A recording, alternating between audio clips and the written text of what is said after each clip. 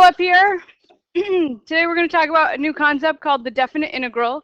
We were finding definite integrals last class. We just didn't name it the definite integral yet. Okay, so today's not quite brand new, just a brand new word.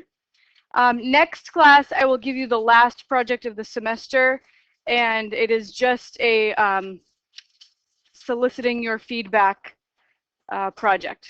Okay, so your feedback on the course. So that will be due at the final exam.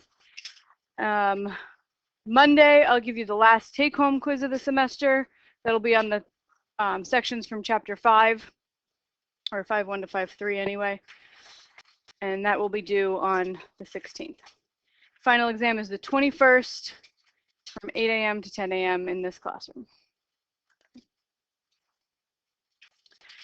Okay, so in this class, we're going to introduce the definite integral as well as the symbol that we use to represent the definite integral. And we discover that when it comes to rectangles, more is better. So in the last class, we estimated the area under a curve by drawing right-hand rectangles, like in the picture. Okay? So we broke this up into intervals. We used the right-hand endpoint of each interval to determine the height of the rectangle. And then we would add up the rectangles to figure out the total, an estimate for the total area under the curve, right? We could just as well have used left endpoints or midpoints for the interval, right? You can pick any point you want to determine the height of the rectangle. So in the last class, we developed this messy formula. We're going to talk it through one more time just to show you again where it comes from. This is a formula for the right-hand sum. It's called the right-hand Riemann sum. Okay, so each of these terms here is a delta t times a function value. Delta t is the width of a rectangle. Okay, so if I draw down here in this blank picture, pick a rectangle, an interval that you're going to draw a rectangle. So the width of that rectangle is delta t. And then the height of the rectangle you determine by the right-hand endpoint of the interval. So you go to the right-hand endpoint, you go up to the value of the function, right? So this y value of that point is f of t2, right? Because that's t2 right there. That's the x value. Then you just make the height of the rectangle f of t2. So you use that one function value to represent the height of the rectangle over the whole interval. So this height is f of t2. So each of these terms represents the area of a rectangle. Delta t is the base, and f of t sub I, whatever t it is the height of the rectangle, determined by the height of the function, in this case, at the right-hand endpoint of the interval. So we call that the Riemann sum, after George Bernard Riemann, famous mathematician. So we can use sigma notation, which you were very briefly introduced to in the regression project, right? To abbreviate that log formula. I mean, that long formula. Okay? So every single term in this formula has a delta t in it, right? Delta t, delta t, delta t, delta t. Okay? So every term looks like delta t times f of something, right? And the only thing that changes is the subscript on the t. Right? So it starts at 1, it goes 1, 2, 3, and ends at n. So every single term looks like f of t sub something. So I'm just going to let I represent the subscript. Okay? And the subscript changes. So this is what a generic term looks like. Every term looks like delta t times f of t sub something. But how many of those terms do I have, and am I adding up together?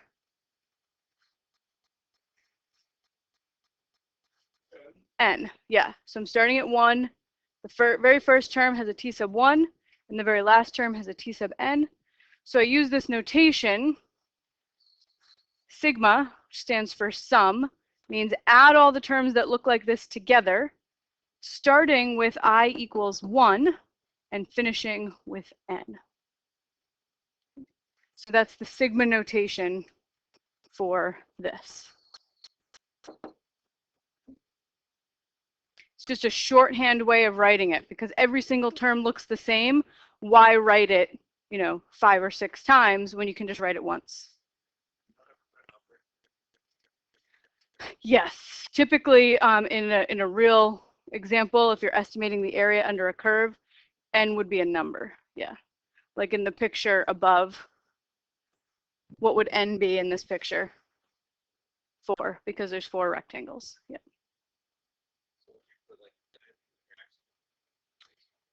If you're doing infinitely many rectangles that are infinitely skinny, then you would write in front of that Riemann sum the limit as n goes to infinity.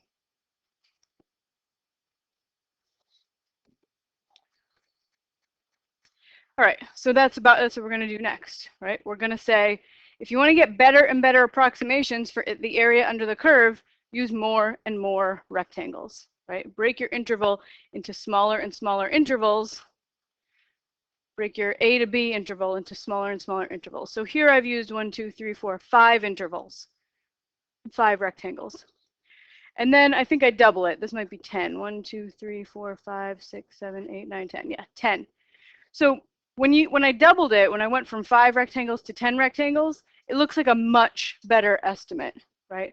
I still have little bits that are above the curve and little bits that are below the curve, right? It's not perfect, but it's much better than the 5. And here, I don't know how many I used, but it's a lot, and it looks almost perfect, right? You make them really, really small, you get a really, really good estimate. So as n increases, n is the number of rectangles, the area of the rectangles approaches the exact area under the curve. That's what makes this a calculus problem. We're going to take a limit, right? Limits are the heart of calculus. All right, so this is the full-fledged, hardcore, no messing around definition for the area under a curve. Function has to be continuous on the interval and positive between a and b. The area under the curve over the interval a to b. This is just the Riemann sum that we just talked about. This just says add up all the rectangles, right? And then we're going to take a limit as n goes to infinity. Okay. Let the number of rectangles go to infinity.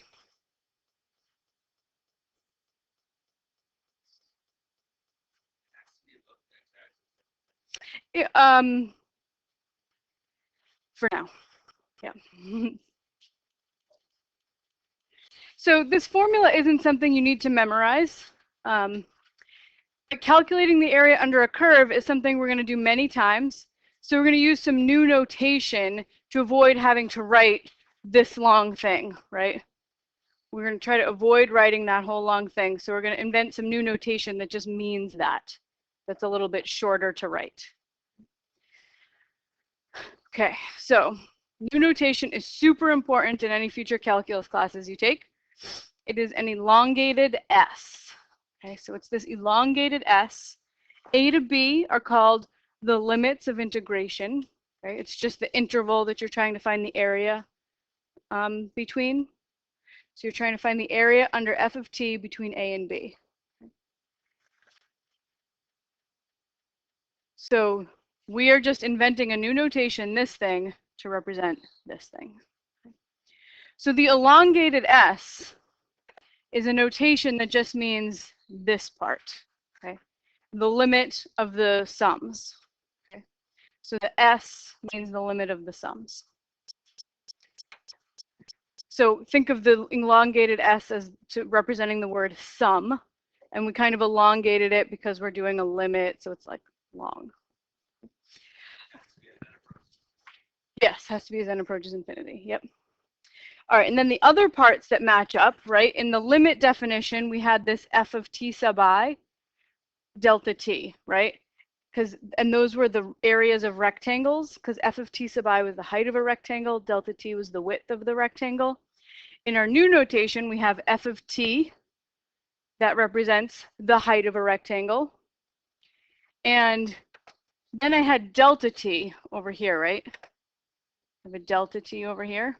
Over here, I have a dt. Okay. So delta t is the width of the rectangle. As the number of rectangles goes to infinity, what happens to the width of the rectangle? Of each rectangle? It approaches 0. Yeah. So that's why we switched from delta t to dt. Means like the teeniest change in t you can think of, right? Infinitesimally small.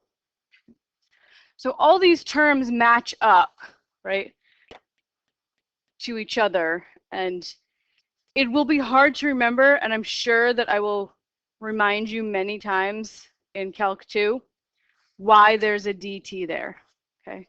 Because we'll learn some techniques and it feels like you're just ignoring the dt, right? But it's really important because it's there to represent the width of an infinitesimally small rectangle. Because what this notation is doing is finding the area under a curve, the area of infinitely many rectangles under the curve. All right. Maybe we should get some practice with this notation and it will become a little clearer. So that symbol, that elongated s from a to b of some stuff dt, is called a definite integral. Numbers on the integral sign are called the limits of integration, not to be confused with calculating actual limits that we've been doing all semester, right? And the function f of t is called the integrand.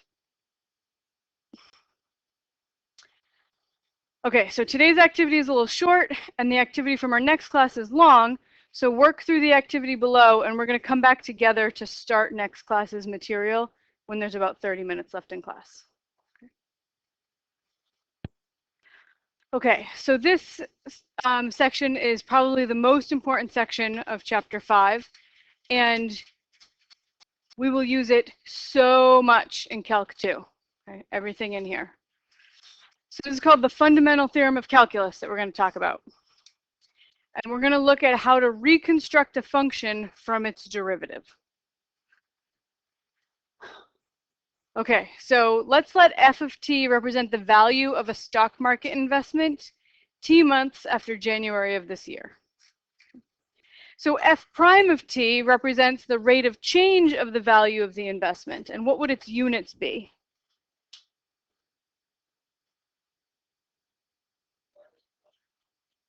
Close. What are the units on the value of an investment? How would you measure the value of an investment? Dollars. So your rate of change would be dollars per month.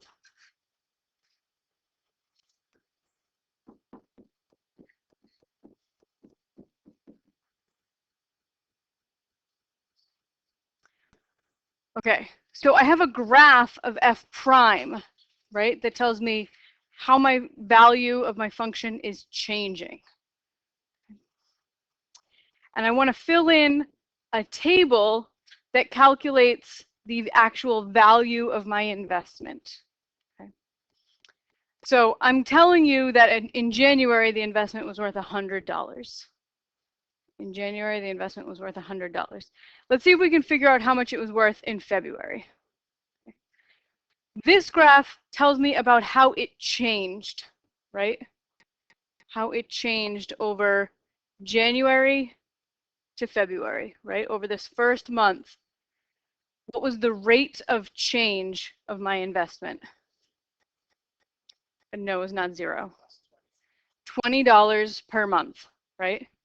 Over this, you just look at the graph, like over this interval, the rate of change was $20 per month over the first month. Okay.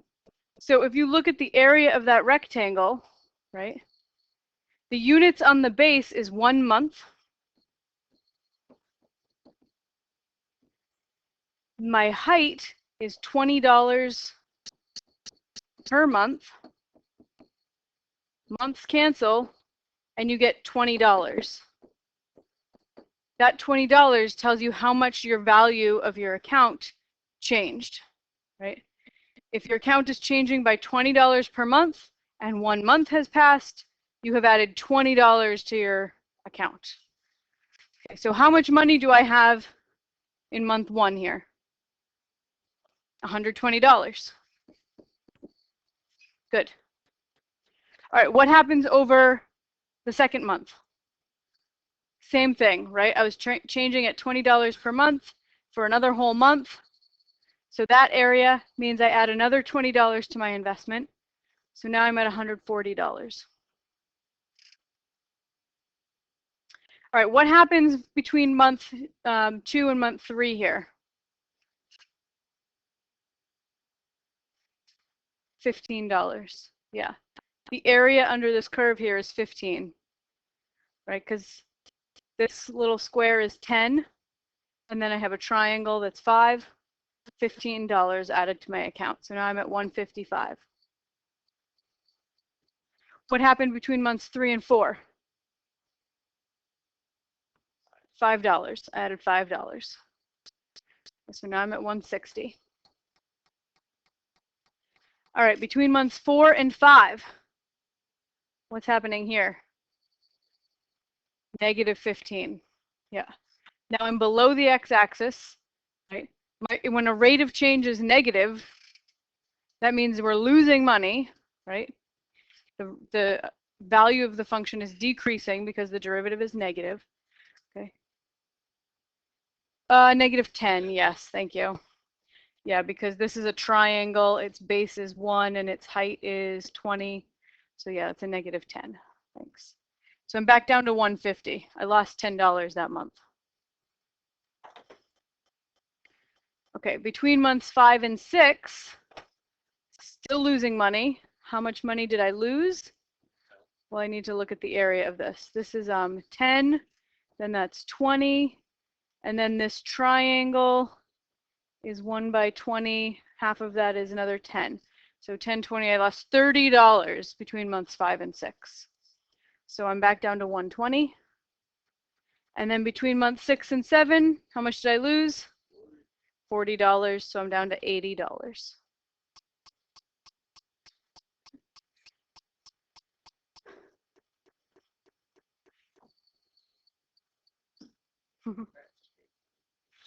All right, so the area between the derivative and the t-axis represents the change in value of the investment over the course of 7 months, right? So let's look at, if I were to calculate the integral from 0 to 7 of f prime of t dt, right? That would be the total signed area or net area under this curve, right? So this is 20, 40, 55, 60. So there's 60 under the curve there. And then there was 80 down here, and it's negative because it's below the x-axis. So what's my total change here? I gained 60 and lost 80. What's my total net change in value? Negative 20, right?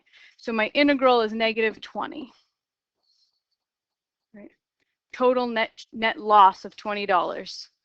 And you can see that based on the values of f too. If I started at 100 and finished at 80, the net loss of $20. Okay, so you can represent the change in value in the investment over in 2 different ways, right? We just showed that you can calculate it as the area under the curve. That shows you the total change in value of your investment.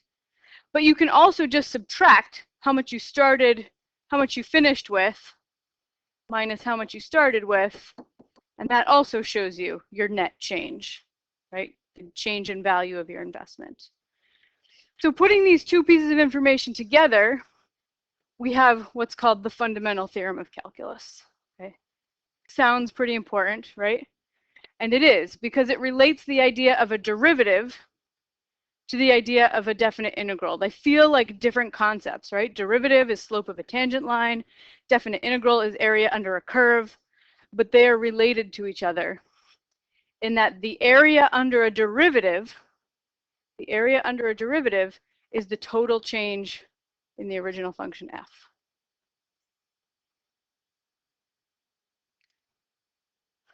So that's the fundamental theorem. Okay, so here's one way to sort of kind of make sure this concept is sinking into your brain correctly. The units on this integral are the product of the t units and the f prime units, because remember, that product is the area of a rectangle, right? F prime represents the height of a rectangle, dt represents the width of a rectangle. So you're finding the area of a rectangle, so you have to do f prime times dt, so f prime units times time units, and you should just get F units.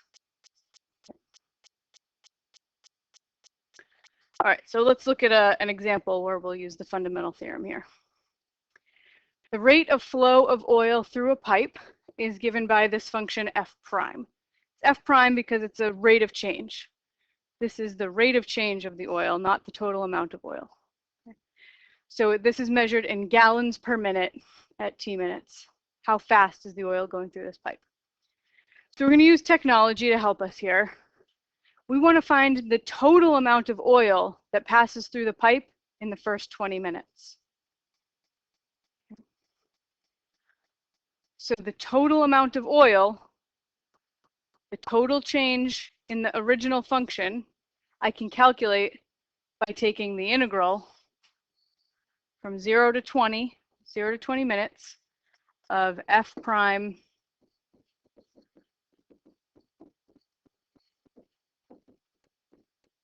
dt.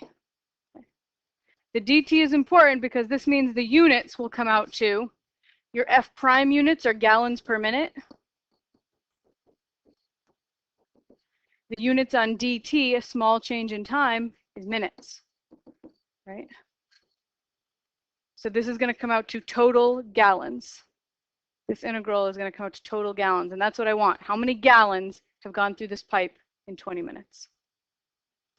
So I'm just going to have a calculator do this for me.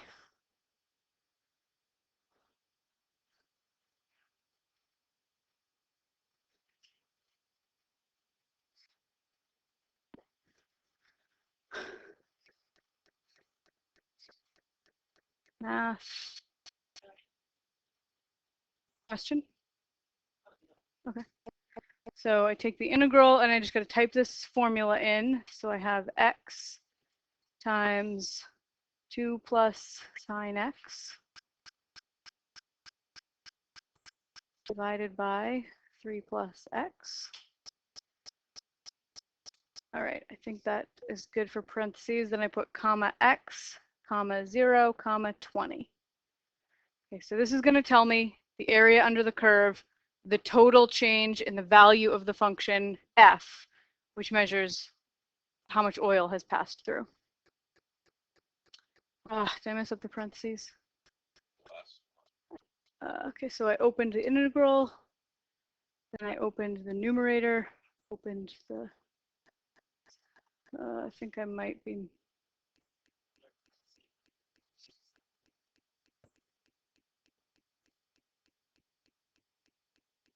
okay. There we go, 27.55.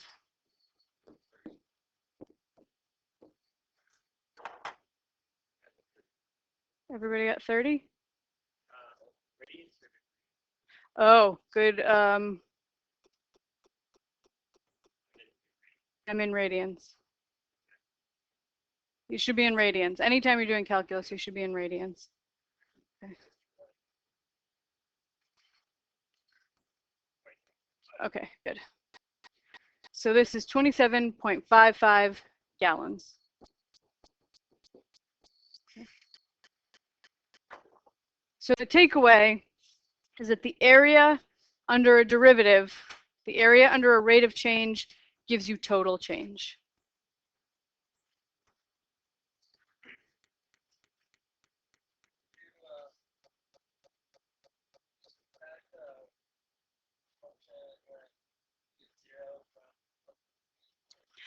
Great question. Okay, so if you plug 0 and 20 into the function that was given, the units on the function that was given are gallons per minute, right? So if you plug in 0, it's going to tell you how fast the oil was flowing at time 0. If you plug in 20, it tells you how fast the oil was flowing at time 20.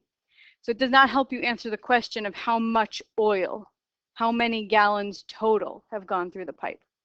If you had a formula for F, what you suggested would work, right? Can you find a formula for F? Someday we will be able to. Not today. Yes. So if we had f of x, right, where a function whose derivative is this, right? 2 plus sine t over 3 plus t. If you had a formula for the original function f, then yes, you could have calculated this question another way. You could have just said, well, just look at this difference of how much has gone through at 20 versus how much had gone through at 0. And that would tell you the total amount that had passed through. We don't have a formula for f, and at this point, we don't have a method for figuring one out, but we will someday. Yeah.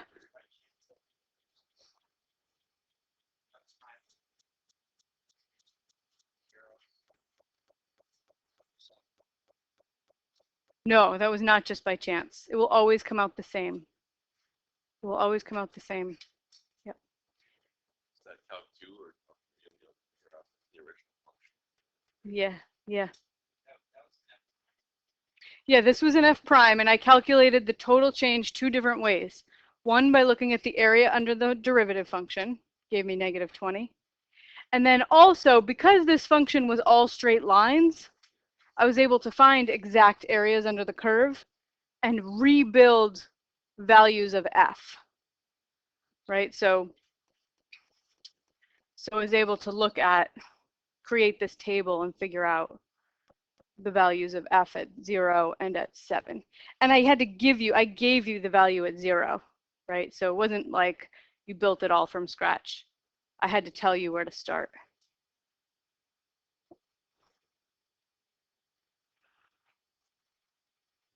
Okay, so you can either go right back to where you left off, or you can start these activities if you were finished with that.